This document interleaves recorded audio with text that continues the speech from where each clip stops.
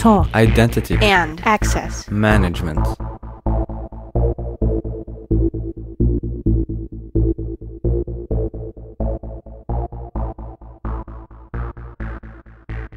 Welcome to the Identity at the Center podcast. I'm Jeff, and that's Jim. Hey, Jim. I'm still Jim. How's it going, Jeff? Still Jim. Even despite all the current situation, you're still Jim. Yes. You know, my handle on Twitter used to be Jimmy Mac CIAM. Actually, it still is. I was thinking I could change that to Jimmy Mac IMU.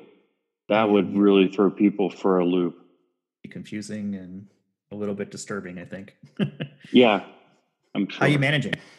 I'm managing fine. I mean, you know, having the kids home, I work from home anyway. Having the kids home has been a little bit of an extra challenge, but they're doing a really good job. I think after the first day of thinking, okay, if Dad's not on the call, that means we can do stuff together.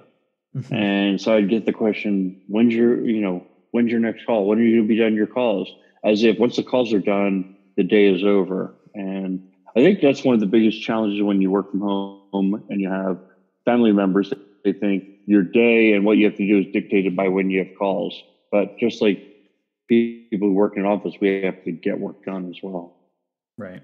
Yeah, I've realized that I'm not in a quarantine, right? I mean, I'm fine. My wife's fine, but I work from home all the time. But quarantine life is pretty much the same as my normal life anyway. So really not that much of a different for me anyway.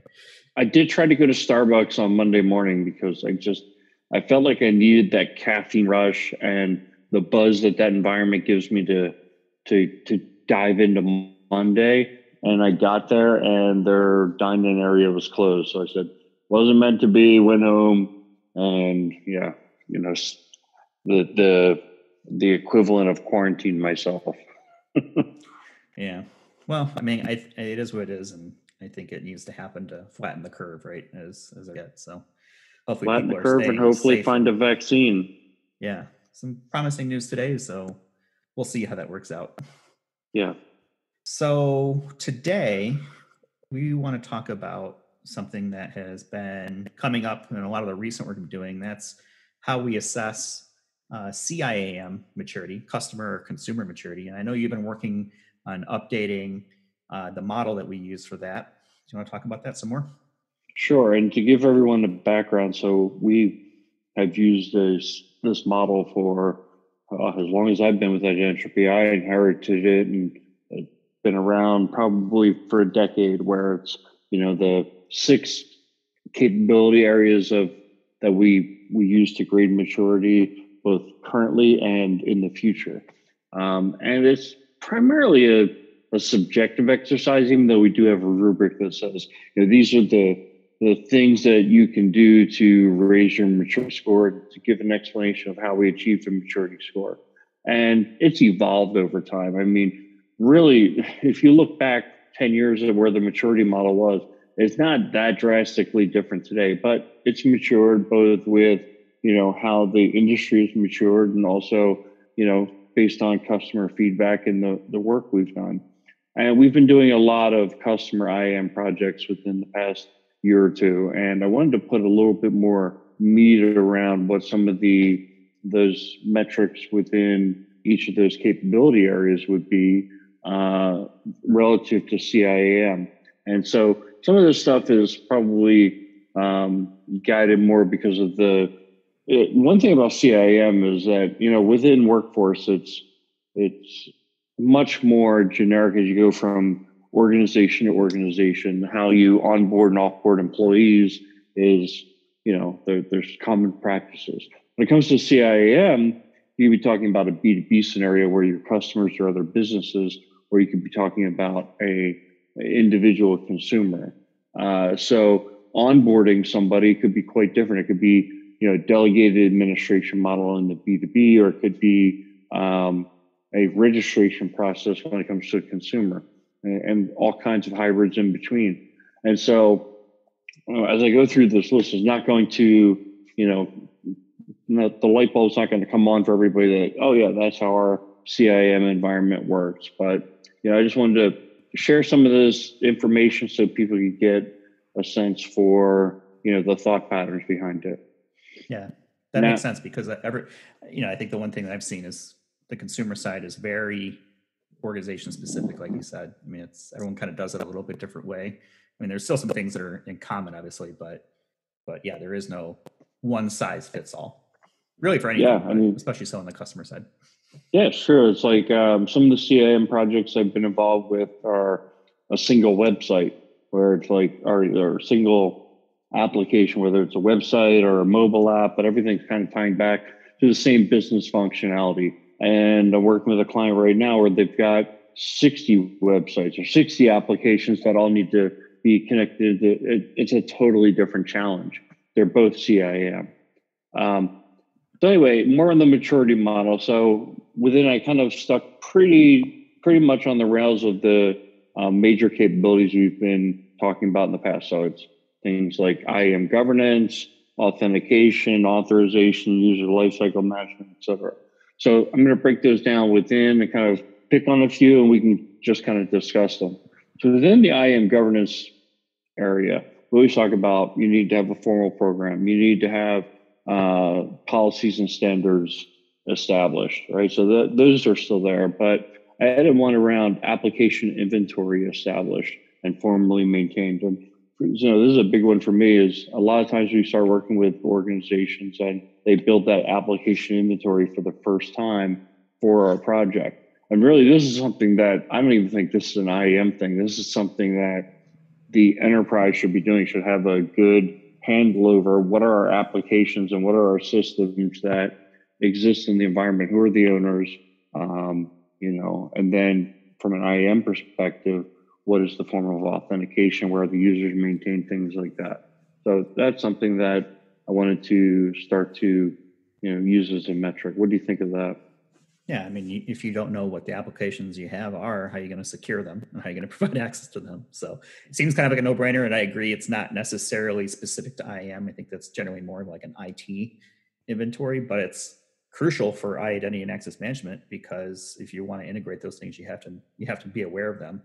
And I think sometimes our view gets a little bit skewed toward the side of immaturity because let's be honest, you don't really call an advisory services firm if things are going really great, right? We're typically, helping figure out how to get out of, murky waters than we are in the smooth sailing area. But, application inventory is important, formal program management, those sorts of things are sort of the bedrock of how you're going to build services and for which systems. Right. And one of the things I found, this is not, some of these aren't CIAM specific, but so a couple of the areas that I also added were whether or not a formal PMO, enterprise architecture discipline, and enterprise change management exists.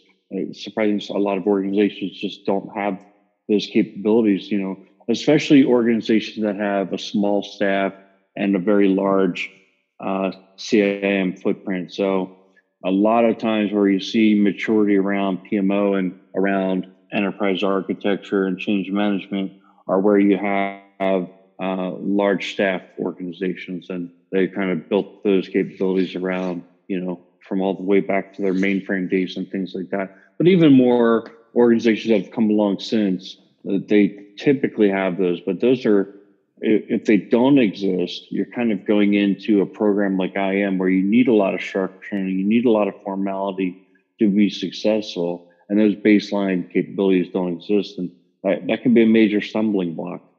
Yeah. Where do you see the customer representation being in governance? Is there any?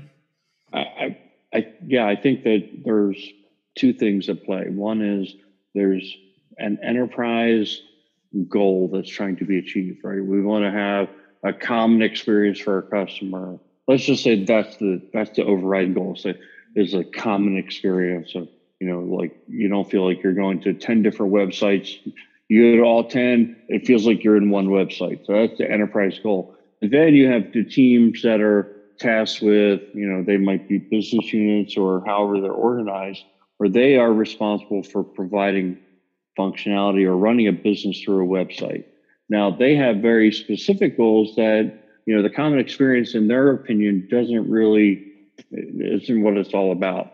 And so it's blending those two views together and pulling them together that you have a forum to make sure that neither one of those is completely sacrificed. The two sides of the spectrum, where you want to achieve enterprise goals, but you have to achieve business unit goals as well, and get those to work together. That's one of the things that comes to mind. What are you thinking? Yeah, I mean, I think it makes sense. It's really, what is that the customer experience supposed to be? And I think IAM plays a hand in shaping that vision of the journey of the customer experience when they engage with, the business. So, like you said, a single approach or a unified approach to accessing services, for example, is a really common one, right? Less passwords, a more of a single type of account approach. And I know that there's a lot of organizations out there that struggle with multiple logons for their different services that they might offer. So having someone that is not architecting, but explaining the vision for the customer journey and what is being seen as the optimal path, I think, is an important part of the governance side of things, to make sure that whatever IAM services are being developed, line up with that vision for the organization. Yeah, and it brought up something interesting in my mind, which is that a lot of time with our advisor engagements, we schedule meetings called Voice of the Customer. Getting that, either a representative of somebody who can speak on the behalf of the customer, somebody from marketing, for example, or somebody who, deals with frontline support issues, or if you can actually get representatives of your customer population. I did this once with the university, where they actually had us meet with students, and that became the voice of the customer. And what I found so interesting was that, throughout the week, we did the voice of the customer meetings at the end. Throughout the week, everybody was saying, we need the ability to link a student's ID with their Facebook and things like that. And we got the students in the room. They're like, no, we do not want our academic records tied to what we're doing on Twitter or Facebook or anything like that. It was completely contradicted what people thought. So it was a very valuable moment. Yeah, I'll bet. All right, so that's governance. I'm assuming we'll probably talk about authentication next. Right.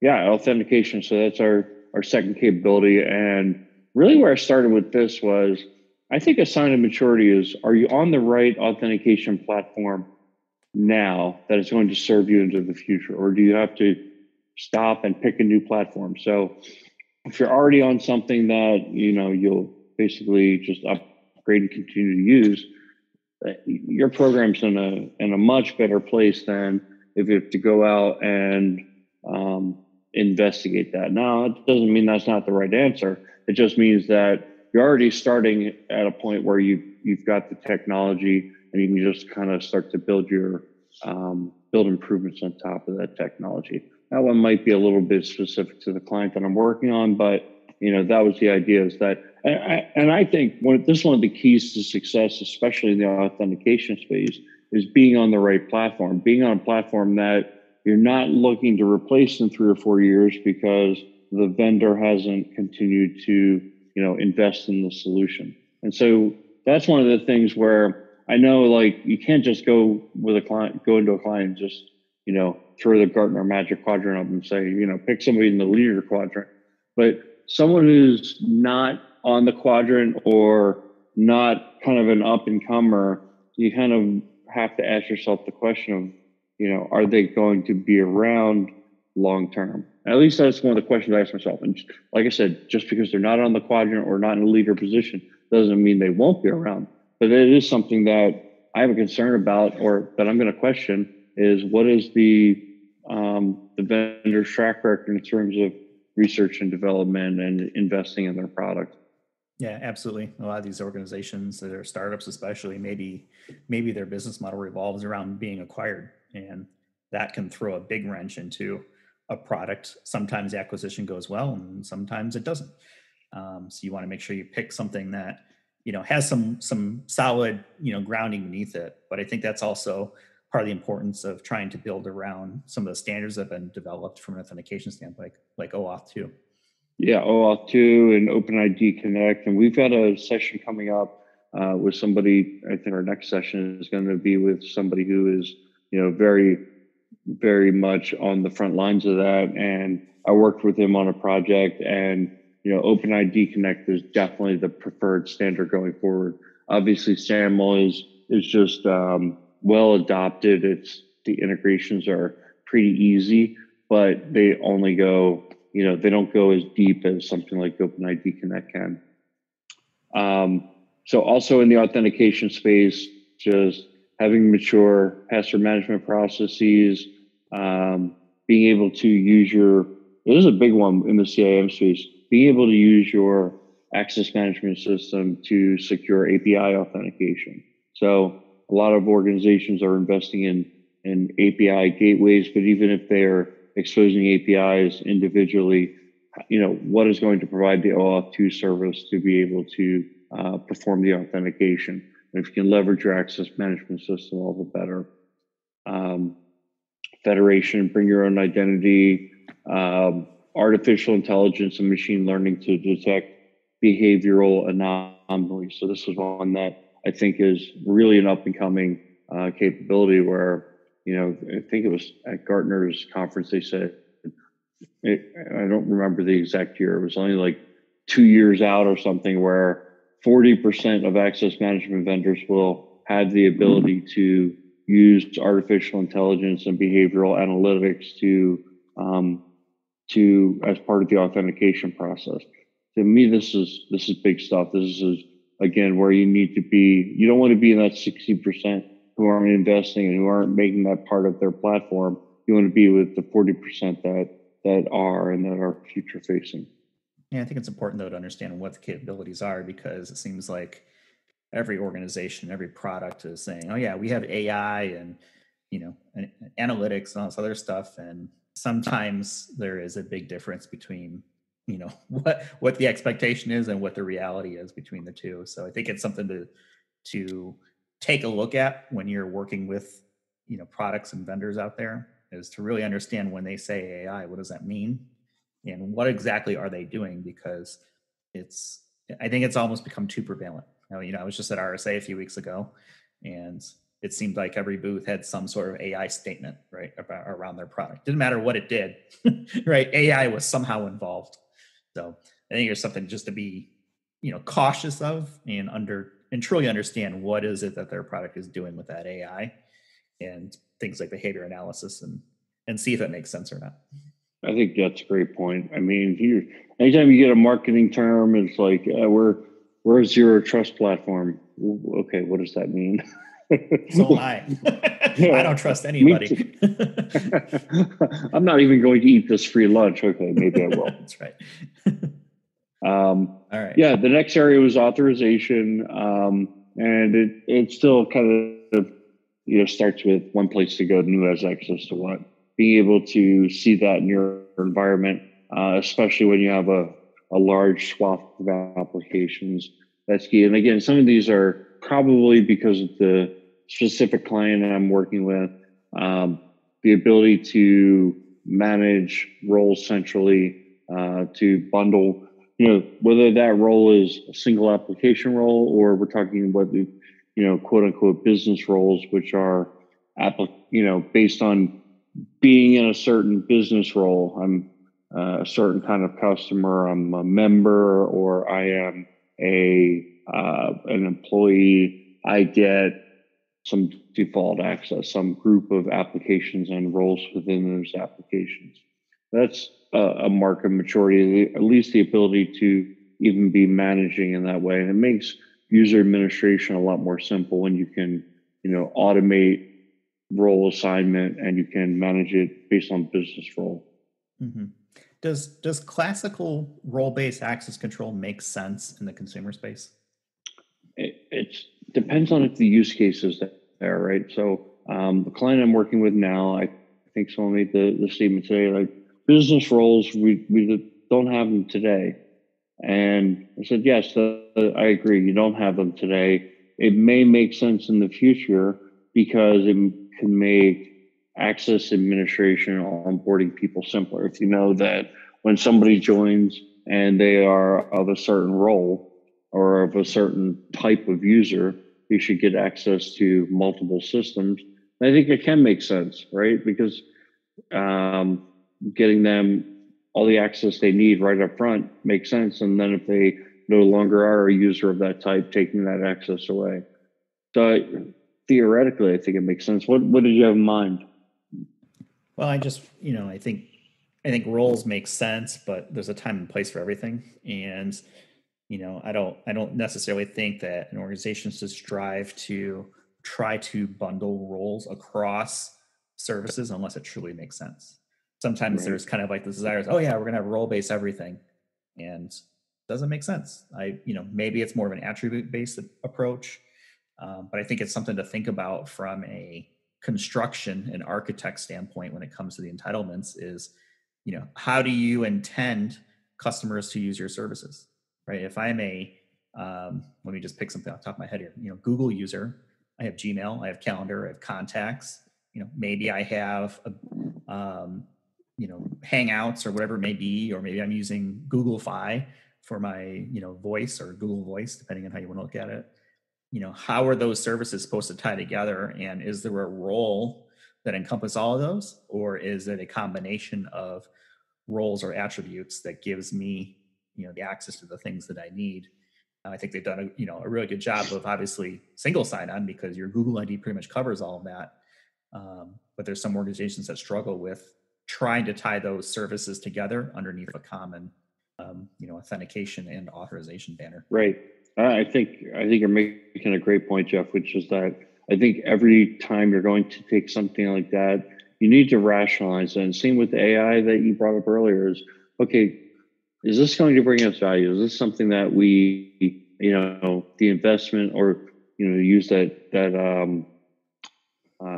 common phrase is the juice worth the squeeze, because getting to the point of using business roles is not something that is going to be a simple endeavor. It's going to require some work.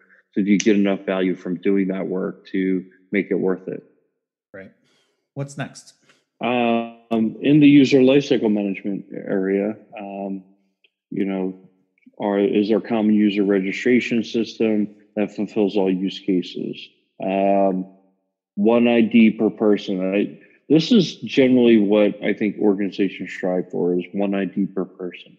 Having multiple IDs per person is generally a hassle. At the same time, there is a balance where if you make it so that the person can't create a new ID and yet they can't access their old ID, they may walk away. And so you have to be able to rationalize how difficult you make it. So I think that's, I have it here as an item in the maturity area, but the idea is that the norm where, having multiple IDs per person is the exception rather than, it's the use case that keeps popping up all the time. Machine IDs. So I think this is a big thing that organizations are really coming across as like, okay, so if you had centralized identity management, it's only been focused on the humans. What about all the machine IDs that exist within applications? Or what about the machine IDs that are being issued potentially to clients to access APIs? And so that's all part of the big IAM picture, and the life cycle of those identities has to be managed as well. And so it's just something to make sure that we take a look at that and understand the current state approach. Yep. You want to have new customers, so you want to make it easy for them to onboard. Do you ever really offboard customers?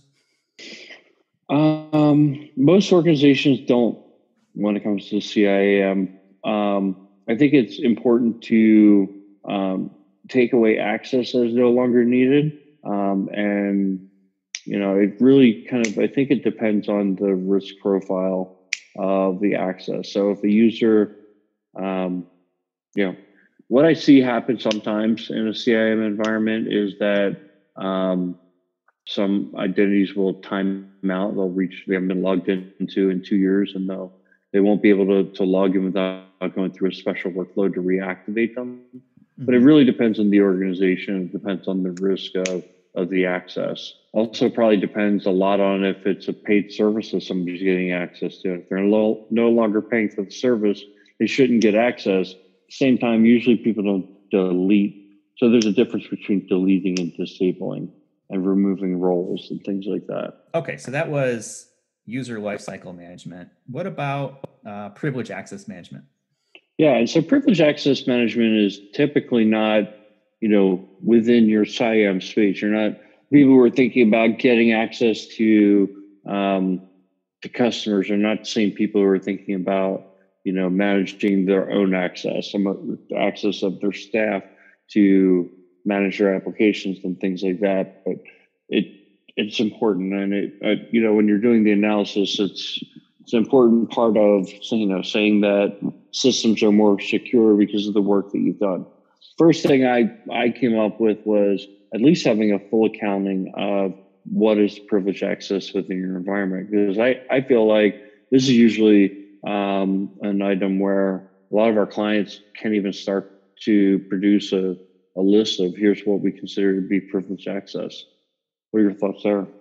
Yeah, I mean, people struggle with the same thing, right? Application inventories, who has access to what, and a subcomponent of who has access to what is the privilege access associated with individuals, because a lot of times these are secondary accounts or even accounts that may be more difficult to map back to a user because they don't use the similar username or don't assign something like a employee number or an attribute to be able to track it. So being able to understand what those are makes sense.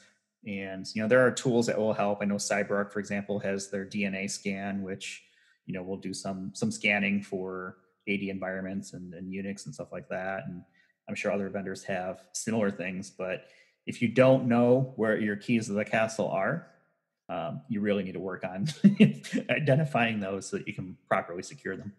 Right. And can't manage what you can't measure.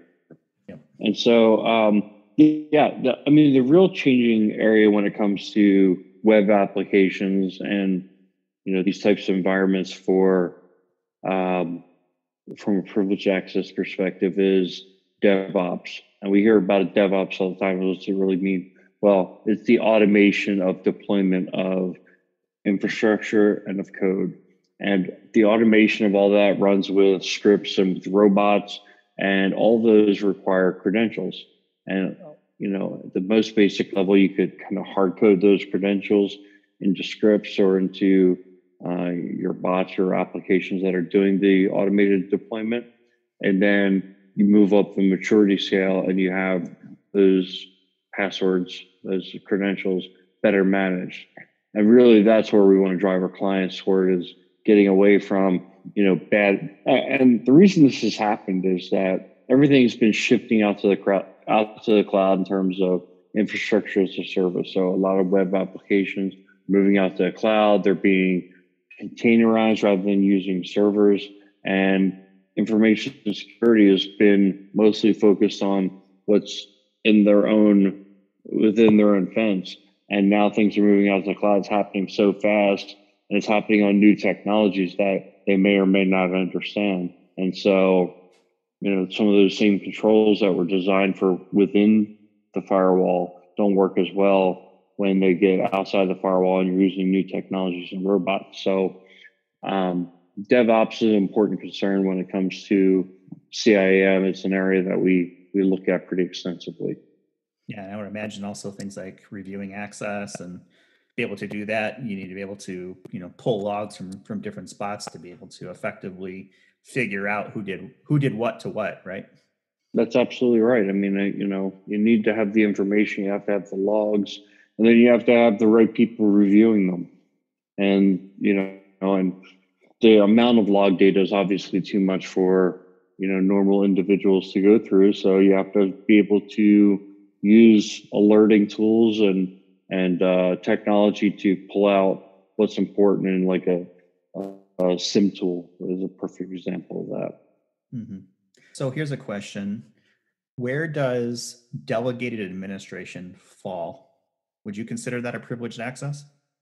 So if I'm a customer, for example, and I can administrate other users in my organization, It's probably maybe more of a B2B use case, but I could see something like a family head, right, can add their spouse or other people, family, kids, whatever it is, to some sort of account. Yep. Would you consider that a privileged access? I guess it doesn't come to my mind as privileged access because using the definition of privileged access as the keys to the kingdom, I definitely don't feel like those accounts have a very big kingdom. Now they are certainly more powerful than other accounts, and so I think an organization has to treat them differently. But I don't want to make the privileged access picture so big that it becomes unmanageable. What I'm really concerned with on the privileged access side is the ability to, manage infrastructure, manage applications, manage data, and get to those things, and perform destructive behavior like either exfiltrating the data or bringing down the applications or changing the way they work. So that's really the focus that I take with privileged access. The things you're talking about, definitely those accounts have more power. And especially when you talk about a delegated administrator, maybe it's a person who can manage 100,000 users or 1 million users. Well, now you're starting to get into the area where I do have more of a major concern. I'd be more willing to throw them into the privileged access bucket and maybe create some additional special controls to monitor and limit their access. Yeah, I think that makes sense. I think maybe in that use case, maybe it belongs more as a well-defined authorization as to who has that specific entitlement that can manage other users. So I was just curious what you thought about it. Well, I do think there should be controls in that area. Like, for example, if certain activities are taken, an email goes out. So that way, if the account was compromised, there's a chance that the person will be alerted that something happened on their account, some administrative action was performed, someone was added to their phone plan, and they didn't do that. So then they can go and investigate further. Makes sense. What's next? So the last two areas are ones that kind of are adds or changes from normally what we do. So identity data management, aka data governance. And so really what I wanted to talk about here is, especially when you have a large environment with multiple applications and you have now a higher reliance on a centralized profile of data about a user. How is that data going to be updated? Who are the owners of that data? Should that data overwrite what's in an application, or should what's in an application come back and overwrite what is in the central CIAM store? And then, at a more technical level, what are the types of data, the lengths of the data, things like that, and making sure that there's a common data dictionary, but that there's a governance process. There's some data governance office or some data governance formal discipline to make sure that these data issues are being managed. Because if the data gets out of control, when you start connecting a lot of production systems together, you could start running into major issues. It won't take long to figure out the major issues either. Yeah, and this is an area of prime importance for a lot of organizations, because they're really trying to understand who the customer is, right? Who's using their services or products or whatever it may be. And it's imperative to have good identity data management to be able to map back behaviors into individuals and get those insights that they're looking for. It can be a little bit weird sometimes, I think, for people to understand, how their data is being used, and maybe that's where things like privacy and consent will come in, and we'll talk about that probably a little bit. But proper data management is important, and proper identity data management is, I think, critical for a successful CIAM program and services. That's right. And I think the point that you're bringing up is that the identity layer of all this and the data management is foundational to other initiatives that an organization wants to put together with customer data. So if you want to make sense of your CRM data, having that correlated user of, here's a person, here's a human being, and they use all these applications, here's some core information about them. And then we're also pulling in transactional data and other operational data that may even be occurring outside of IT systems, and pulling that into one big central picture in the CRM. Well, the identity data is kind of key to pulling all that together. Yeah, absolutely. Got the data analytics that pull on top of that, and that's holy grail for, I think, for a lot of marketing organizations, whether they're internal or external. It's holy grail, and then there are a lot of organizations that are doing it. Yep. Right? They said, but this is critical. Obviously the big tech companies are doing it at a crazy rate, but I think a lot of retail organizations are doing it as well, where they have so many bits of data, and they just put it all into a NoSQL database, and then allow data analysts. So I've met people. I met somebody in my MBA program 12 years ago, and he was in the pharmaceutical industry. And I asked him what he did, and he said he was a data analyst for a pharmaceutical company. At the time, I just had I couldn't wrap my brain around that. And what it was really about was he was able to take these large blobs of data, a lot of times coming from research and things like that, and make sense of it. And there are people in organizations that do that all the time. You have to have the data, though. You have to be able to give the foundational connections between the human being and all of these transactions. Yeah. Now, to guard against that, and you have things like privacy and consent, and I think that's a new area that you're looking to explore as part of maturity, right? Yeah, but if I could just one more thing about the data governance is, they have all this data, and you've collected from all these different sources. So everybody in the organization who has an app is contributing. That doesn't mean everybody in the organization should get full access to the data, right? This becomes a gold mine of data, and part of data governance has to define who gets what access to that data. So I just wanted to throw that out. And that may be considered privileged access, depending on the type of data that's being looked at too. So, but that totally makes sense. Absolutely. So on the privacy and consent side, I mean, this is on the tip of everyone's tongue right now. I think the first thing is that an organization has to put together a privacy strategy, and that they have an evergreen strategy in place. So they may have designed their privacy statement and their privacy strategy around something like GDPR. And that's great, because that's the one that kind of came along, and I don't want to say it came along first, but it had the biggest impact. But additional privacy regulations are coming out. We know more are going to come out. So you need an evergreen strategy. How are you going to meld those in as time goes on? What are your thoughts there? Well, it's important to be able to understand, especially when it comes to regulations. Now, from a regulation standpoint, I don't necessarily think that a lot of regulations really tackle the important part of data and consent, and in some areas doesn't make sense. And I'm thinking things like GDPR and CCPA and all the equivalents that are going to end up being out there. It imposes an ideal state on organizations that makes it sometimes difficult to comply or expensive to comply. And at the end of the day, there's just so much data out there. I don't know if it makes sense. So when it comes to the privacy and consent, you've got to, at least today, you've got to be able to, do things like, right to be forgotten, and be able to export data and see how it's being used, and, make sure it's not being used unless there's been, express consent. So being able to track all that is a critical compartment of how you manage the consumer experience, both internal and external. Yeah, because I feel like, as a consumer myself, the approach that a lot of companies are taking is, we're going to put together a privacy statement. Privacy statement is going to give us wide wielding ability to do whatever we want with your private data.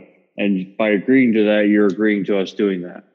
And so if you go and you want to use a website to shop for cars, and they say, well, we can share your data with third parties. And they're I believe a lot of organizations are hoping that people don't read that. So I think there's two things. I think there's one is complying with the regulation, which just telling people that if you want to use our site, you're agreeing to our privacy statement.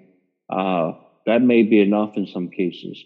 However, it doesn't do a good job of meeting, at least I think, the common standard for what are good business practices and what the spirit of these privacy regulations get to. So I think as every organization has to determine where they want to be on that spectrum, but I think being forthcoming and honest is the best path, and then dial it in from there. Yeah, and I have thoughts about this, and actually, we're going to be talking with Richard Bird in an upcoming episode. He's part of the Ping organization, Chief Customer Information Officer, and he has some thoughts on this too. So we'll probably dive into it more there. But these organizations, they come up with these user acceptance things that you have to click through. Nobody reads those. No. It doesn't make sense, right? I mean, it's a bunch of text. People don't read it. They might be even clicking through it on a mobile phone, so it's even harder to read or harder to pull in. And basically, you're just allowing whatever that happens, all in the name of using whatever service. So you're trading your privacy and your data in exchange of that.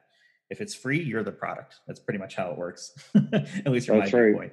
So, I think what you hit on was business practice. And I think organizations are tackling this different ways. And I think if you're in the space of an ad network, right, your whole business is trying to display a number of ads to the appropriate parties and showing, click-through rates and all that good stuff.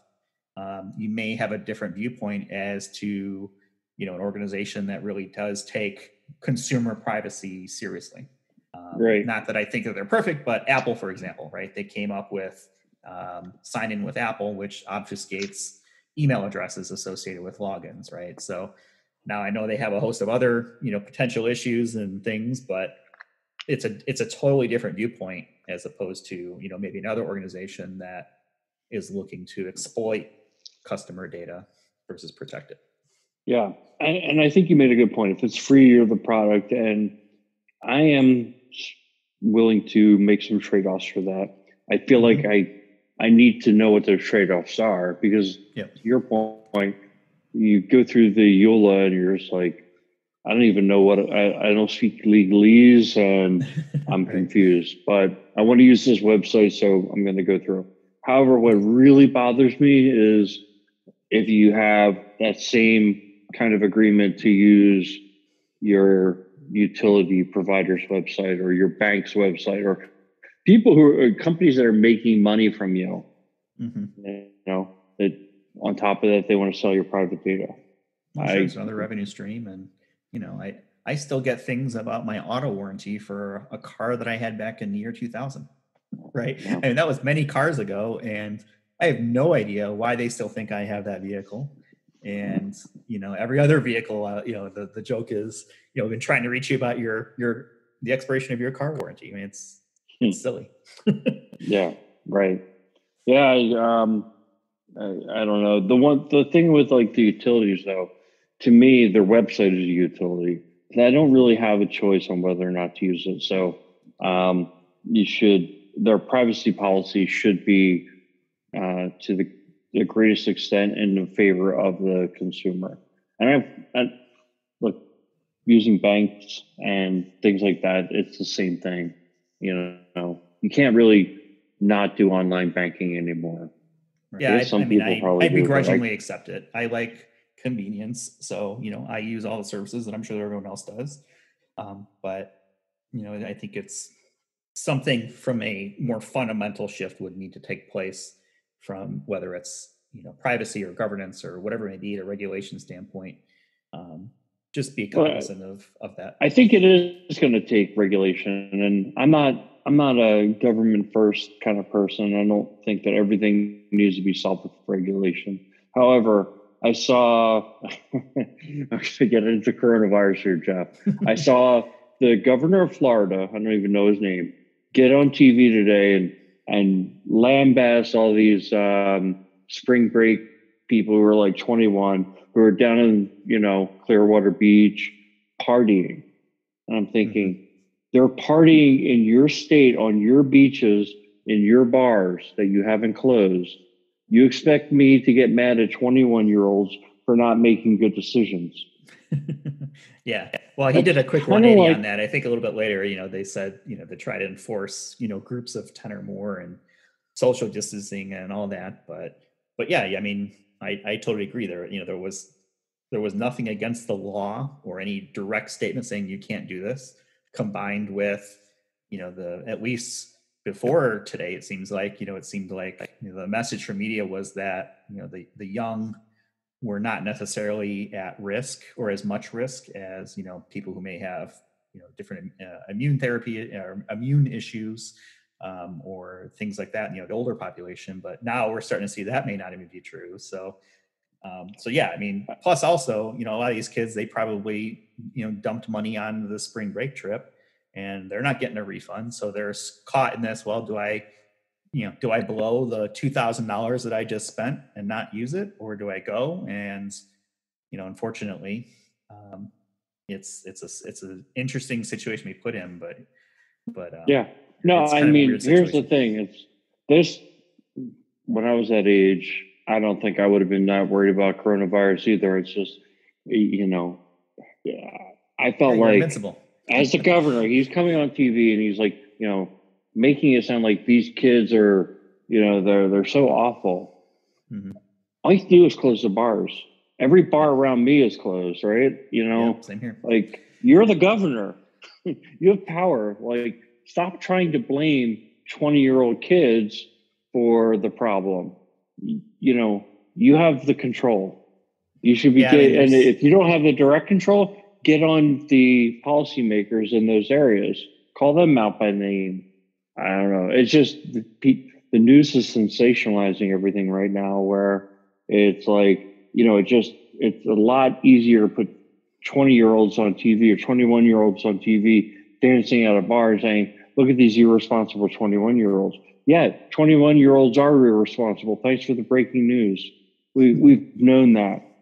Well, I think there's some personal responsibility, but I also think it is a news story, right? I think I know plenty of people that age that have accepted kind of where we're at and are doing, what is perceived as the right thing, and staying at home, not going out, not trying to help, spread things out. So I have a niece who is, in college this age, super bright, and she's in Colorado and she's on her way home back to California right now, to be home and not, in the school environment. So, a few bad apples might get all the news, and I hate to say they're bad apples, but I don't want to overblow it, but it is certainly a combination, I think, of not accepting personal responsibility along with not having, the appropriate structure and guidance from the decision-making authorities that both contribute to the issue. I'm telling you, right, Jeff, we should have a show on one of these news channels. I don't think we'd probably agree on which news channel to be on, but we have to be our own. We should have one. We'd have to have our own channel. Right. We should start a podcast. We should. We should do that. We would probably have dozens of listeners, if that. Yeah, I don't know about that one, but maybe. All right. Well, let's get off our soapbox and bring it back to IAM. So let me recap here. We've got a few different capability areas that we look at. We look at IAM governance, and you look at authentication, authorization, user lifecycle management, privileged access management, data management or data governance, and then the privacy and consent factors. That's typically how we look at CIAM programs and look to assess the maturity. Any final thoughts, Jim? Final thoughts are this is going to continue to evolve, so maybe it'll be a topic again next year. Oh, yeah, maybe. Well, CIAM is forever. Identities are forever, at least until we figure out that, we have some other way to name things. Right. Until the board, we're all part of the board. Right. Then we'll just be numbers.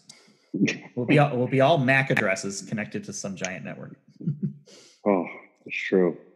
All right. Well, I think that's a pretty good spot to leave it. Hope everyone is, staying safe, staying healthy. And on behalf of Jim, we'll talk to you folks in the next one.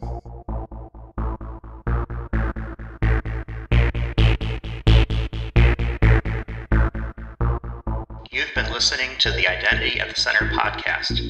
For more episodes, visit identityatthecenter.com.